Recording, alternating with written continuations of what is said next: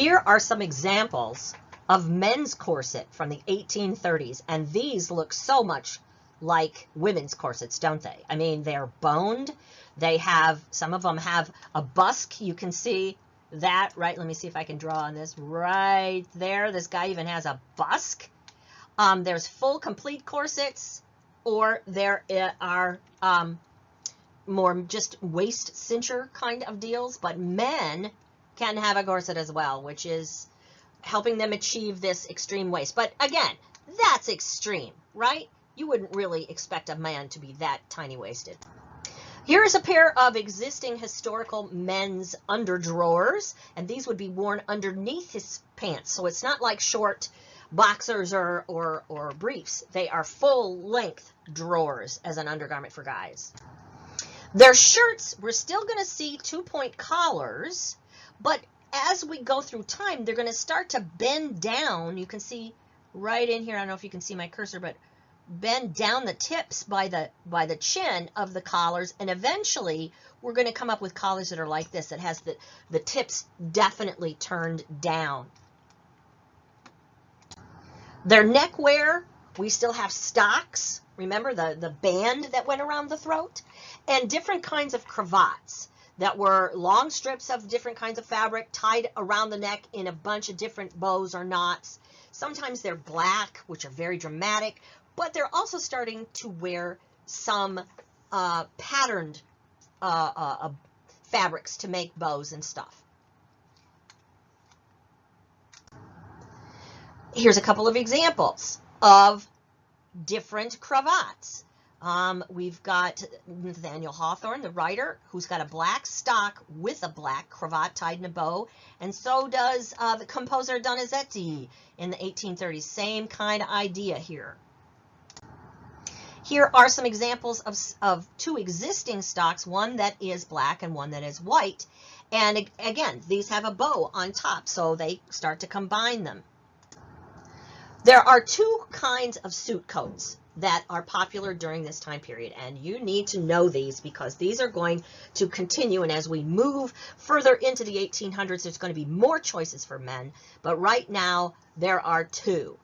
The first is the frock coat, and that is more popular for day wear for men, and we're going to see the hourglass silhouette be accomplished with this coat. The most important thing about this is it has skirt fronts in the front. It's not cut away. As the other kind of suit coat is the tailcoat, which we've already seen. And during the Romantic period, both of these men's suit coats could be worn during the daytime. But as we go through history, what's going to happen is by the time we get into the 40s, the tailcoat is going to be considered more formal wear than day wear. And one thing that helps them achieve the hourglass look in this time period was men have on these suit coats really high collars and a narrow pinched in waist, right? A narrow waist. And then the ideal look was to look what was called pigeon breasted. And to achieve that, they would put padding in their shirts or their vests or their jacket fronts to make them look like they had puffy chests and a very narrow waist. The sleeves have a little bit of puff at the top, and oftentimes they're long over the knuckles, and they could be single or double breasted. Let's look. Okay, here's an 1830s frock coat, and you can see that it does have full skirts. It does have, they're about knee length, right? If you look in the front and on the sides, it looks like it flares out into a skirt. And they're long, they're knee length. The collar on the jacket, the coat, is high in the back of the neck, and it's rolled. I mean, there's three-dimensionality to it. It's not flat laying on the shoulders. It goes up high and it rolls down. The sleeves are quite long and they come past the wrist. You can see on both of these guys, they're past the wrist. And there's a definite waist and a flare to those skirts. The tailcoat from the same time period has the claw hammer tails. And we've got two different examples here. Both of them, you can't tell the hourglass look quite as extremely with a tailcoat because there isn't as much skirt to kick out and be wide. But you can see definitely on this drawn example, the high collar in the back goes up in the back of his head, and you can see it here as well. And these two examples show men with different kind of trousers on. This gentleman has the very tight men's pantaloons, and these are very wide ones, but he does have an instep strap. So we have choices in the trousers. The vests or waistcoats, as I said, sometimes they could pad them out so it makes the guy's chest look even bigger. Here's some examples. There's a bunch of different kinds of vests. They could be double-breasted like this one here. They could be single-breasted. They start to have a bit of a point in center front, just like the women's dresses are starting to when we get to the late 30s. And this one has a distinct point in center front. They often have collars on them. All of these do. And they might be, you know, a pointed, notched type collar like this, or this one has what's referred to as a shawl collar. It's all one piece. There's no notch out of it. And single or double-breasted, they also, some of the guys who are really fashion-forward dandy types might wear two vests, and they would put the lapels of one vest out over the lapels of the other vest. When we start moving into having specific formal wear with a tailcoat, the colors that are more appropriate will begin to be just black and white, like a black tailcoat and a white vest, or a black vest. This is really remaining, though, during the daytime anyway, one place where more stylish men could put some color and pattern into their outfit. The trousers or pantaloons. Now we're going to start using the name interchangeably. We could have close-fitting ones with an ankle stripe. We could have stripes or colors or prints or plaids. The most dandy type guys are going to wear the tightest pants, and the ones that are most roomy will have pleats at the waist or worn by more conservative men. And we will still see every once in a while really elderly men or liveried servants or people who have an official role in the court or whatever. You would still see some knee breeches every once in a while, but they are going out. Here's some pictures of the different trousers for gents, and you can see they're quite snug with a button on the side, and you can see this pair has some button under the shoe type stirrups. But here's something else I want you to notice. Look at this. This is actually a fly front on this pair of trousers, not the fall front we saw before that had a section that fell down. We're going to see more of a fly, and these buttons here are put on the waistband of men's trousers for attachment of suspenders. So here's some pictures of examples. These are fashion illustrations from the 1830s, and you can see some examples. Now this gent in this illustration definitely has a nipped-in waist and wider hips. He looks very hourglassy. And you can also see sometimes they would button their coats and their vests in unusual ways. But this gent has on relatively slim regular trousers. These gents we have a variety here. We've got frock coats on the right, and we've got a tailcoat on the left, but all of them have this pigeon-breasted type effect. And you can see it best in kind of the profile look about how the guy's chest looks quite buff, right? Pigeon-breasted. If you think about pigeons walking around on the sidewalk, they have a puffed out chest, and that's what guys were trying to look like then. And here's some circa 1830 frock coats, and you can definitely see, I think, the hourglass silhouette reflected in these frock coats. But most importantly, I want you to recognize the difference between these skirted coats, which are the frock coat, and the tailcoat that is cut away in the front. Another thing to notice on these examples here is during the early Romantic period up through the 30s, you're going to see a bit of puff at the top of the sleeve, and you can definitely see it on this back view here. We've got the high collar, that is definitely there, and then a little bit of extra fabric and a puff at the top of men's suit coats. And this one you can see is quite long in the wrist area, and it looked like it might even have been buttoned to go very tight at the wrist. Here's some more. Here's a tailcoat and a guy in a frock coat. We definitely can see that hourglass silhouette from 1835. And here's a sketch of the Prime Minister Disraeli from the 1830s. He was rather a dashing man, and this is a drawing of him in a tailcoat and a vest and pantaloons. And I included this picture just because it shows a lot of hourglass in it. I mean, you definitely can spot it on this gentleman right here. You can see a little bit on this gentleman. And you can see some examples. I mean, the men's wear is much better in this illustration to see the hourglass than the ladies, because the ladies are turned around or whatever. But you can see those great big puffy sleeves and the big skirts that the ladies have in the 1830s. But the men's wear I thought was really good in this picture. So when we get to the 40s, there's going to be some changes. Just like for the ladies there were changes, for the men there's going to be changes too. We are still having tailcoats and frock coats, but things are going to reduce. The padding's going to go away. We won't have pigeon-breasted as a desired look anymore. We're going to have less fullness in the coat skirts. The lapels are going to get smaller on a single-breasted. The double-breasted are going to get bigger. The puff at the top of the shoulder goes away. The waist is going to be a little bit longer than a normal waist on these coats. There were waistline seams on the coats, but they are going to drop a little bit. And the skirts on the coats are going to get a little bit shorter. Another thing, this is important right here. The tailcoat is slowly moving towards becoming what's referred to as dress, formal dress for evening wear. And the frock coat is moving towards being more for business or daytime.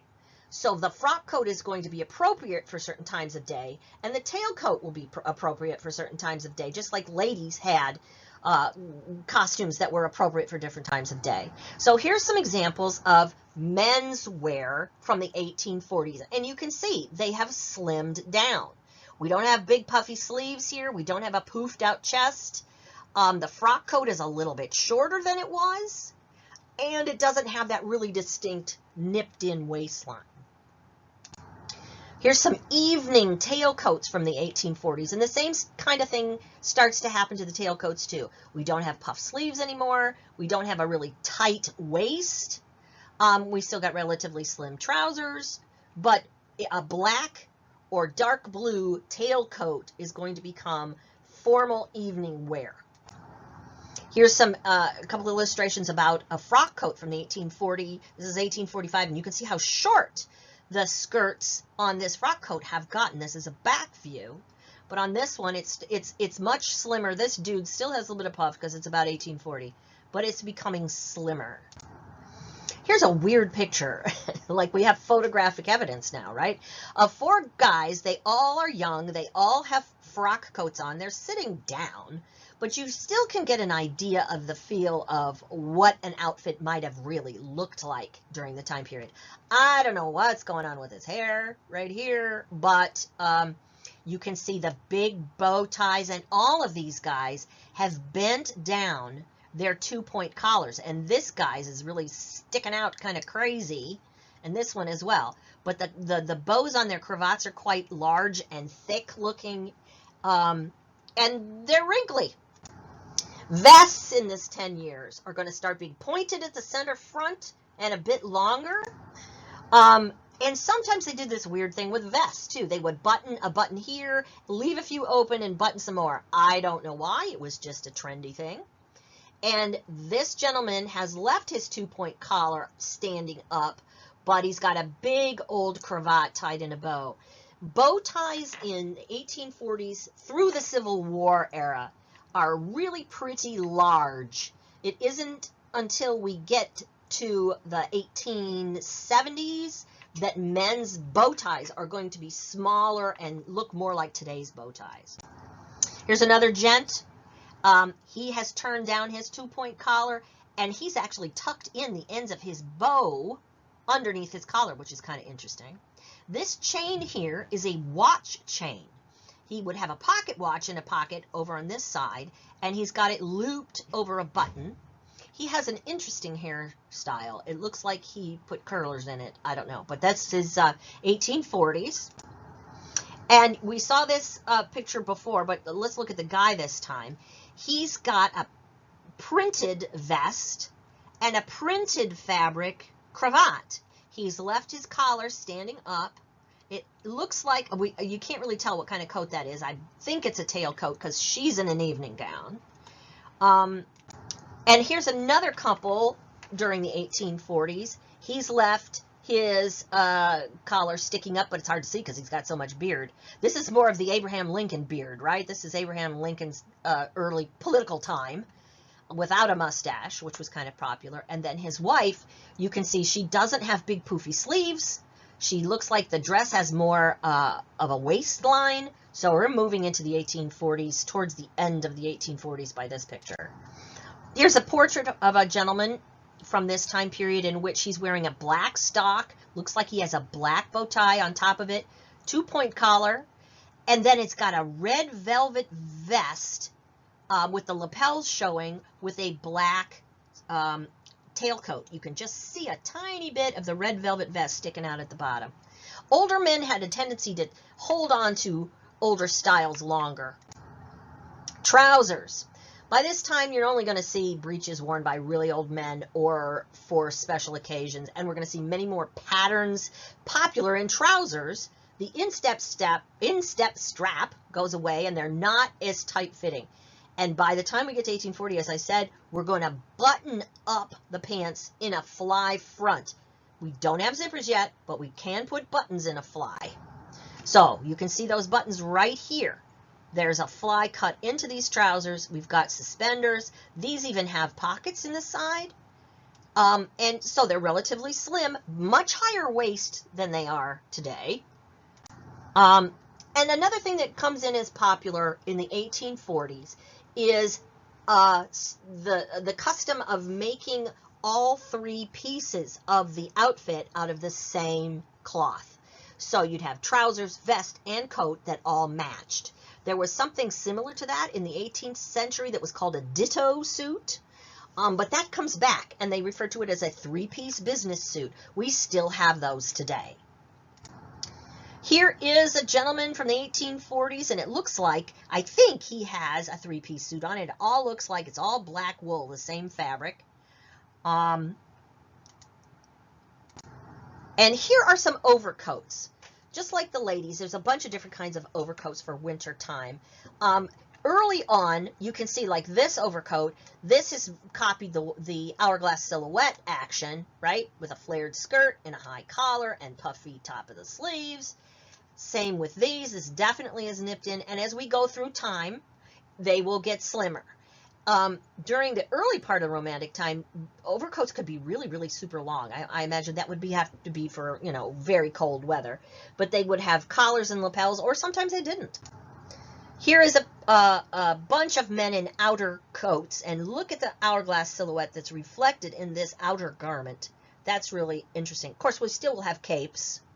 And this guy has one of those outer garment coats that have the attached cape that we saw in the last periods. So there's a bunch of different types of overcoat type garments here. There's one I'd like you to know about. Now this picture is not from this time period because I couldn't find one from the 1840s, but there's a men's coat called a Chesterfield, and the identifying characteristic of a Chesterfield is a velvet collar. You can see, like, this is fabric, but this part is velvet.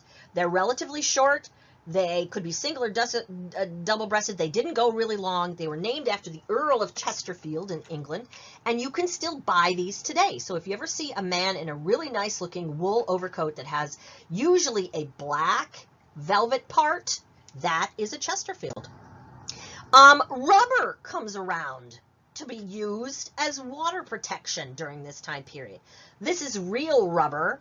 It came from the rubber plant. Okay, and again, this is an illustration of one from later, but they had versions of this in the 1840s. And rubber would be melted and rolled out and attached to a cheaper fabric. You can kind of see plaid on the inside to be worn as a raincoat. This is called a Macintosh, and they are still called that today in England and primarily. It was named after the inventor of the rubber coat, and they smelled horrible. There were actually tales of people passing out on city transportation with a bunch of people on a rainy day wearing these because the fumes that would come off of the rubber were so noxious. But it is the first waterproof, water-repelling outfit, garment that we've got. Here's what men's hair looked like during this time period.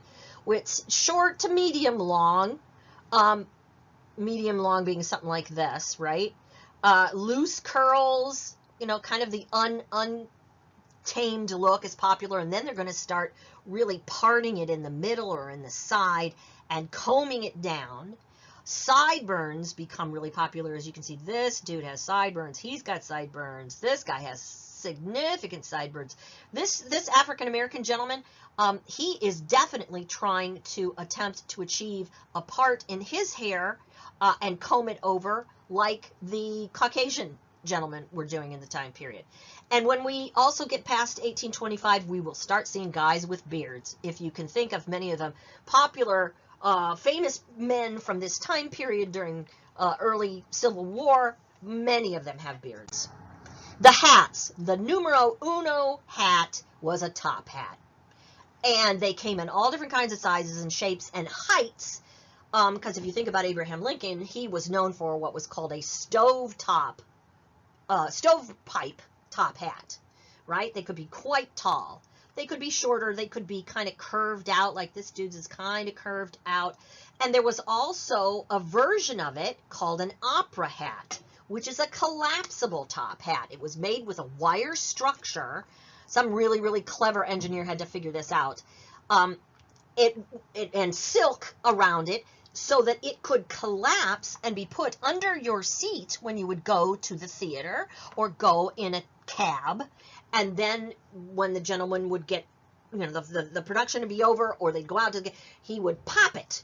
And you would have this wonderful, beautiful black silk top hat to wear. The second most popular hat was something called a derby, or it's also referred to as a bowler. Bowler is more common in England, but it is a round crowned hat that has a bit of a curve in the brim.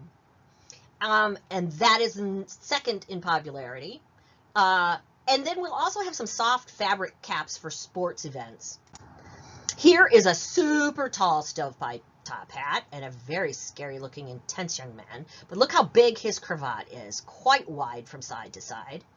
Here is one from the 1820s, and it looks really beat up because it is. I mean, this is a beaver fur top hat. If they weren't black silk, beaver fur was the next popular thing to make felted hats out of, and this one has gotten a little bit destroyed, but you can see that the shape is different there as well. And their shoes, low heels, square toes. Gents would start to wear these things that were referred to as spatterdashes, or abbreviated spats. They're also called gaiters, and they look kind of like this. You may have seen these before. These are popular in, you know, classic musical theater. Fred Astaire wore a lot of these. You would put these over your shoes, and the original purpose was to protect your shoe and your ankle from getting all wet in bad weather. And sometimes if they were for sports, they would be quite tall and go up the leg, but for regular day wear, they would just cover the ankle. We'll also see some rubber overshoes, elastic-sided shoes, because now that we've got rubber, we're going to have elastic. And that will change many things. Accessories. We've got gloves. We've got handkerchiefs. Men would carry a cane, have an umbrella, cravat pins, shirt buttons, shirt studs, things like that for men's accessories. And other than that, that's pretty much what you will find for men's wear in the 1820s through 50.